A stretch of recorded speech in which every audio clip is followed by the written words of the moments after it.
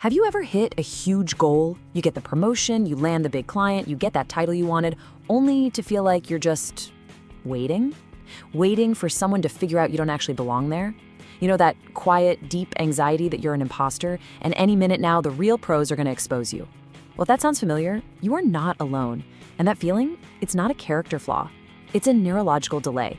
So today we're going to do a deep dive into why so many high achievers feel like frauds, and more importantly, we're going to walk through a precise, science-backed protocol to manually upgrade your internal map and finally align your self-concept with what you've actually accomplished. Okay, let's get into it. So here's our game plan. First, we're going to diagnose this weird paradox between success and feeling like a fraud.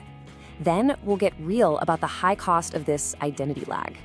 After that, it's all about the solution, the 3-part protocol for your identity version update, and we'll unpack the neuroscience that actually makes it work. From there, we'll jump into a practical weekly calibration before wrapping up on how you can master this new internal navigation system for good. All right, let's get right to the diagnosis. We're starting with the core problem here, that strange, unsettling feeling of being an imposter, even when you've got a mountain of evidence screaming that you're successful. It's that feeling when you look at your own LinkedIn profile and think, who is that person? Look, this isn't just you being in a bad mood. It's a very specific cognitive disconnect. Let's really dig into why your confidence seems to be trailing so far behind your real-world results. Now, here's the really counterintuitive truth at the heart of all this. You'd think more success would automatically equal more confidence, right? But neurologically, it just doesn't always work that way. This isn't about you being humble or having low self-esteem.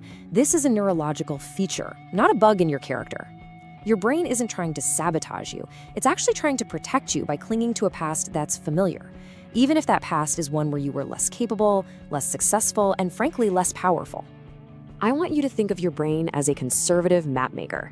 Its number one job, which has been fine-tuned over millions of years, is survival. And survival hinges on predictability. See, the old you, the you who was an intern, a junior, the one who was struggling and learning, that person is a known quantity. Your brain has a really well-worn map for that person. It knows the terrain, the dangers, the limits. Operating as that old self is metabolically cheap, and it feels safe. But acknowledging the new, high-performance you, the leader, the expert, the winner, well, that requires redrawing the entire internal map. And to your brain, that's risky, it's uncertain, and it is incredibly energy-intensive. It just prefers the devil it knows. And here is exactly how that disconnect plays out in real life. On the left, you've got objective reality, your senior title, your major project wins, your actual elite competence. But on the right, you have your brain's outdated map. It's still running software that's telling you you're still just a junior who got a lucky break, and it's operating from a place of what we can call legacy insecurity. This internal map can lag behind your external reality by years, sometimes even decades, and that creates this massive, painful gap between who you actually are and who you still think you are. So let's talk about the real cost of this identity lag, because this isn't just some harmless little feeling. It's a very real, invisible tax that this internal conflict charges against your performance, your focus, and your ambition every single day. We're moving from the symptom to the very real price you pay for running on an old internal operating system.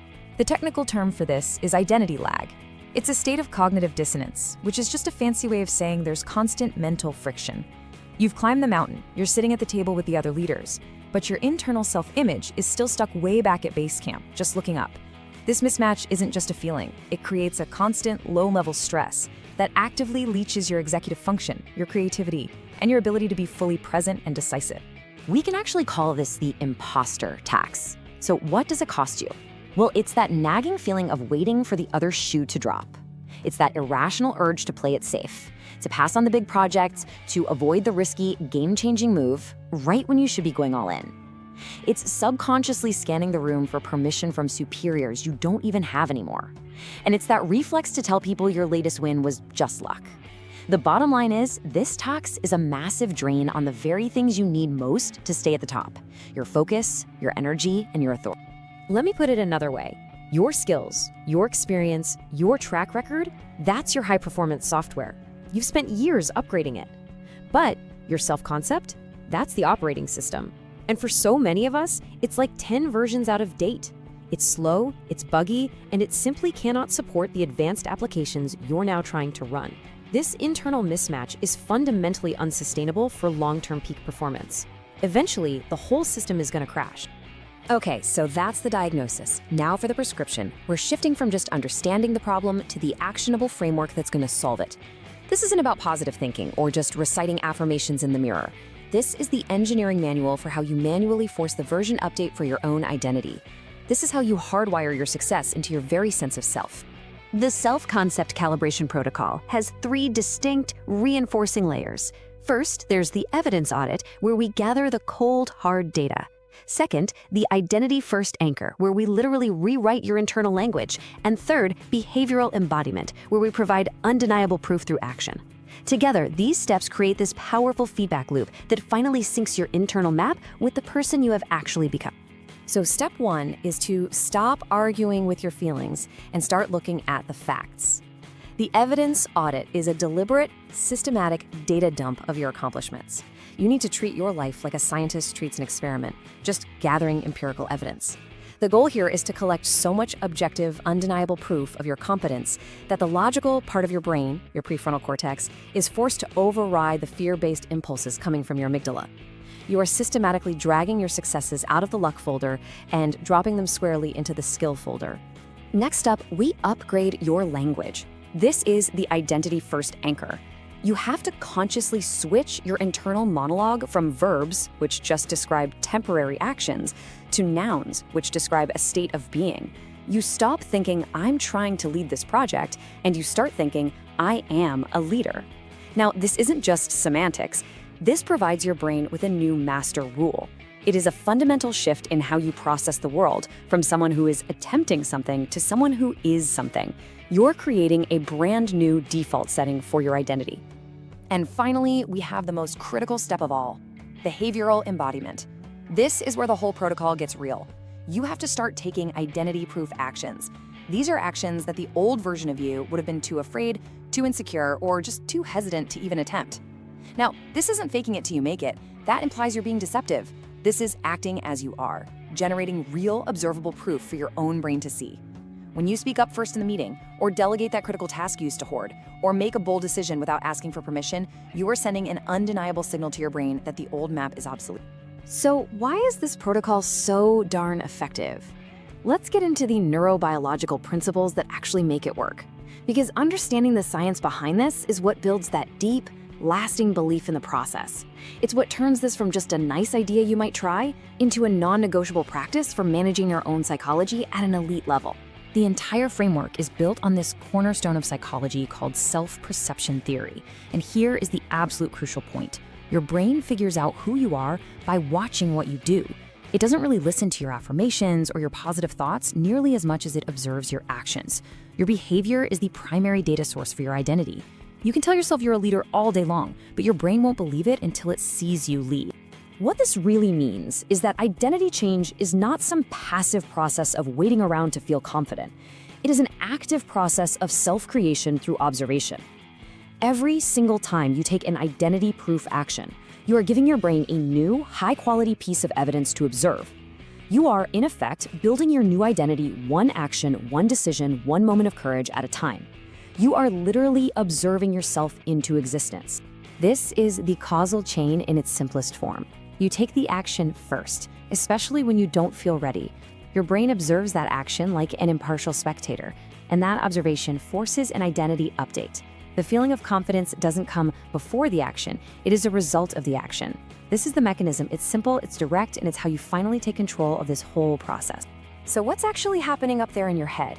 Well, when you act, your medial prefrontal cortex, that's the self center of your brain. It has to resolve this glaring mismatch between your old fears and your new behavior. This resolution triggers a release of serotonin and dopamine, which are the neurotransmitters of well-being and reward. And they act like a neural hardwire, locking in that new self-image. You are effectively flushing the legacy code of old insecurities and reinvesting all that wasted energy from anxiety straight back into execution. We've covered the why, so let's move on to the how. This is where we make it real and repeatable. Theory is pretty useless without application. So here is a clear, actionable regimen that you can implement this week to begin the integration process and make this calibration a consistent habit, not just a one-time fix. Here is your simple, repeatable weekly protocol. First, every Friday, you're going to conduct your evidence audit. Block out 15 minutes and write down 3 undeniable, objective data points from the week that prove your competence. Second, throughout the week, you're going to practice the noun switch in your internal dialogue. Catch yourself thinking, I'm trying to, and you consciously, deliberately replace it with, I am a. And third, execute one identity-proof challenge. Do one thing, big or small, that your old self would have totally shied away from due to fear or insecurity. Let's look at a concrete example of that audit, because precision really matters here.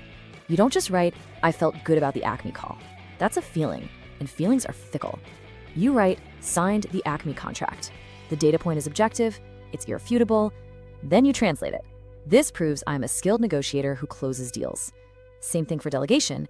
It's not about feeling like a leader, it's about the action of trusting your team. Objective data is the only currency your brain truly trusts for this kind of fundamental, deep-level change. Okay, let's bring this all home. The goal here isn't to reach some final, perfect state of unshakable confidence. Honestly, that's a myth. The real goal is to reframe your identity completely, not as something that's fixed in the past, like a historical document, but as a dynamic, live system that requires skillful, conscious management from you.